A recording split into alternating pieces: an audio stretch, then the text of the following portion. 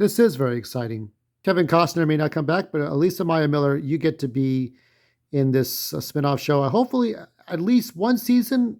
Great. I mean, a great journey, nevertheless.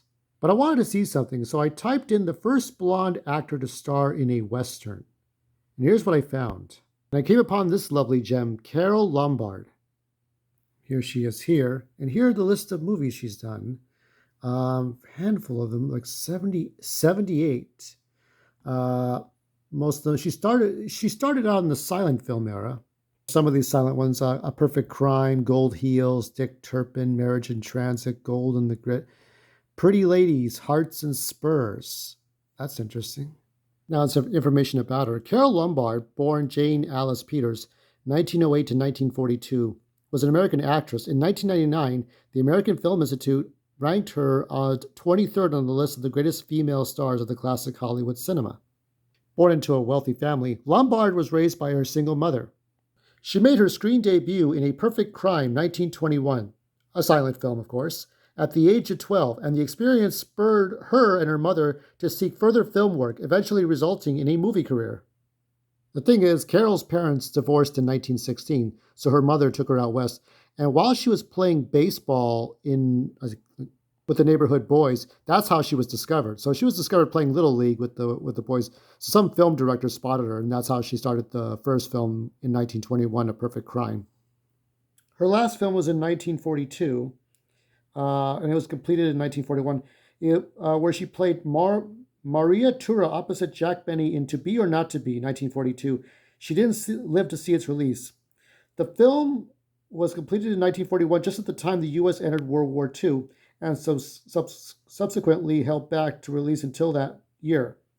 Meanwhile, Carole went home to Indiana for a war bond rally on January 16, 1942.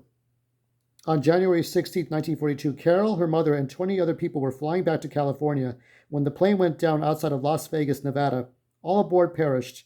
The highly acclaimed actress was dead at the age of 33, and few have been able to match her talents since.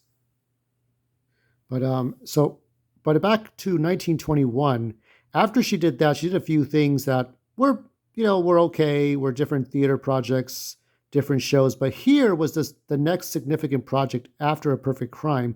This was Hearts and Spurs, 1925, which I think is not exactly 20th Century Fox's William Fox's Fox Films. Let's add a little music here, because unfortunately this film doesn't exist anymore. I think it's been destroyed. It's lost. It's a lost film. A lot of films are lost. So Buck Jones, Hearts and Spurs. Buck Jones being unchallenged, I do believe that this is the first Western ever to have a blonde, and have a blonde as the lead, Carole Lombard. So let me go over who is in the cast. Who are the stars? Who are the players? Well, actually, there's another one called Gold and the Girl that came out before that one, but we'll stick to Hearts and Spurs.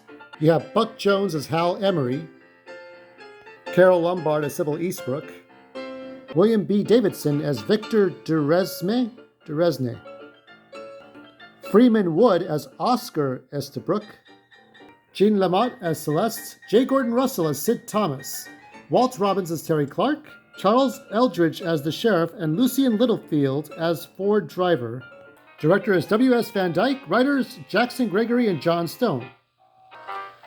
The plot. Oscar Estabrook has been sent out to the open plains to make a man of himself, but is soon visited upon by his sister, Sybil Estabrook. Sybil travels west along with her maid in tow. Oscar, who's been losing at games of cards by Victor Dufresne, has ordered Oscar to go and rob a stagecoach in order to pay off his gambling debts. Hal Emery, an honest cowpoke, rescues Sybil from a devastating landslide, winning her affection. Later on, Hal learns about Oscar's actions and takes the blame for robbing the stagecoach in order to protect the boy and win Sybil's affections. Victor is enraged and tries to get revenge on Oscar by attempting to murder him, and Hal stops just in time to prevent the crime to save Oscar's life. Victor is then killed by falling rocks.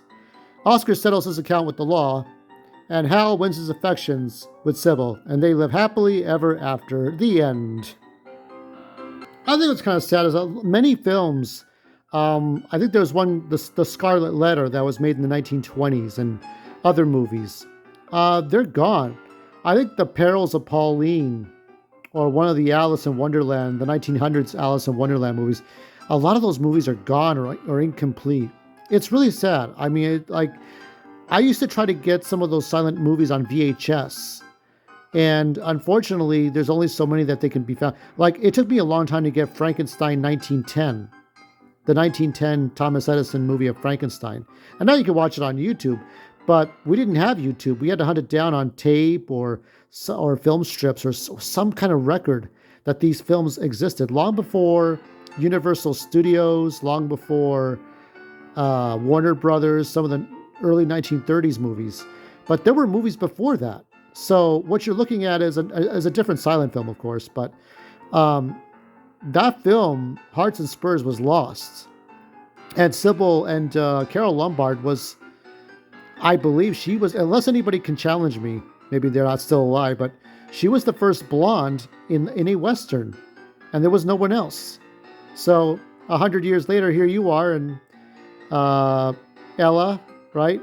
And Michelle Pfeiffer too. Yeah, I like Michelle Pfeiffer. I really hope you get a scene with Michelle Pfeiffer. That's what you got to have that scene. But if you don't, that's fine too. But anyway, let's let this guy ride off in the sunset. I will be reviewing, of course, the Hold Your Breath movie on Thursday, and we'll take a look at that. And much love to you. I hope you're doing well. Always put your best foot forward. Never feel embarrassed. I keep some things quiet and I keep some things loud. I'm just a very complex person. But anyway, happy trails.